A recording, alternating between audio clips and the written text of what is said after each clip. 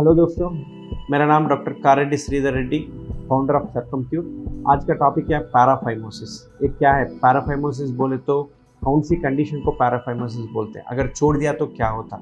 क्या इमरजेंसी है इसको तुरंत पैराफाइमोसिस को ट्रीट करना? बोले तो ये पैराफाइमोसिस बोले तो लिंग के सामने जो चमड़ी रहते हैं उसको हम लोग फोरस्किन और प्रोप्यूस बोलते हैं। जो ये फोरस्किन टाइट है तो उसको हम लोग पैराफाइमोसिस बोलते हैं। मैंने पिछले वीडियो में बोला था, अगर जो लिंग के सामने जो फोरस्किन टाइट से पीछे आ रहे, रिट्रैक्ट हो रहे, उसको हम लोग पैराफाइमोसिस बोलते हैं। ये टाइट होने की वजह से कभी भी क्लीन करने के लिए पीछे रखा है, और नहीं तो संभोग या इंटरकोर्स करने के टाइम पे फोर्सफुली स्किन पीछे आया और बाद में सामने नहीं आ रहे और स्ट्रक हो गया और भूल गया करने का, भूल गया, ये सब कंडीशंस को पैराफाइमोसिस बोलते हैं। बोले तो ये जो फोरस्किन है पूरा ग्लैंड्स, पेनिस के सामने जो पार्ट रहता है उसको ग्लैंड्स बोलते हैं। वो ग्लैंड्स के पीछे आने के बाद उधर स्ट्रक होता, स्ट्रक होने के बाद फिर सामने नहीं आता, कितना भी खींचो सामने नहीं आता, और ये बहुत टाइट हो जाता क्योंकि स्किन बहुत टाइट होता और लिंग सामने वाला जो पार्ट के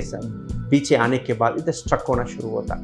स्ट्रक होने के वजह से उधर ब्लड सप्लाई कम होता और पीछे ब्लड सप्लाई वापस नहीं जाते और पूरा उधर पानी भर के एक स्वेलिंग जैसा रहता। ये स्वेलिंग जैसा रहने को, ये कंडीशन को बोलते हैं पैराफाइमोसिस। अगर ये ऐसे ही छोड़ दिया तो ये लिंग का पीछे का स्किन को ऐसे ही स्ट्रक होने की वजह से इधर पूरा स्वेलिंग आके उधर ब्लड सप्लाई भी कम होके उधर जख्म होना और अल्सर बनना, ये सब रहता। इसकी वजह से इधर पूरा स्किन का क्वालिटी चले जाते और सामने करने के लिए नहीं आता। इसको बोलते हैं पैराफाइमोसिस। ये paraphimosis is a emergency condition. तुरंत उसको उसके अंदर जो पानी रहता वो पानी को निकाल के सामने कर देना, नहीं तो वो पूरा पानी इधर स्ट्रक होके पूरा लिंग खराब होने का चांसेस भी रहता।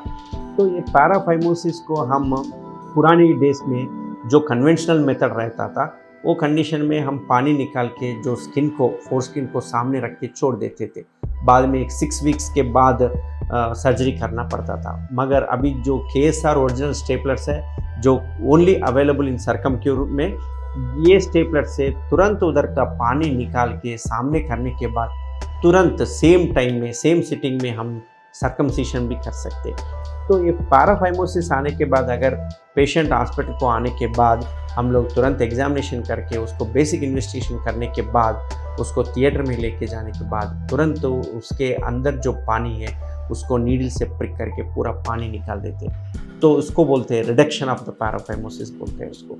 ये रिडक्शन करने के बाद तुरंत वही सेम सिटिंग में स्टेपलर का मेजरमेंट लेके वो डिवाइस जो है उसको KSR सर्कमसिशन डिवाइस बोलते हैं, जो अवेलेबल है ओरिजिनल स्टेपलर्स, ये काली सर्कमक्यूर में है, बाकी सब जो यूज़ कर रहे हैं नकली का है। तो ये स्टेपलर से हम लोग तुरंत मेजरिंग स्केल से हम मेजर लेके इमीडिएट सर्कमसिशन कर सकते हैं। तो ये पैराफाइमोसिस किसी को भी जो स्किन टाइट जा रहे, पीछे स्किन टाइट आ रहे और जो संभोग इंटरकोर्स करने के बाद दर्द हो रहे, ये सब कंडीशंस को हम फाइमोसिस बोलते हैं। ऐसे ही छोड़ दिया तो कभी भी एक दिन वो पैराफाइमोसिस हो जाएगा। बोले तो पूरा वो स्किन पीछे आके उधर स्ट्रक हो जाता, ऐसा कंडीशन को बोलते हैं पैराफाइमोसिस। सो ये अगर ये कंडीशन है तो आपको पीछे चले गए और सामने नहीं आ रहा है स्किन और सूजन आ गया, पूरा स्वेलिंग आ गया, दर्द हो रहे और उधर अल्सर हो रहे, ये सबको पैराफाइमोसिस बोलते हैं। इसको कंडीशन को आप जल्दी देख लीजिए और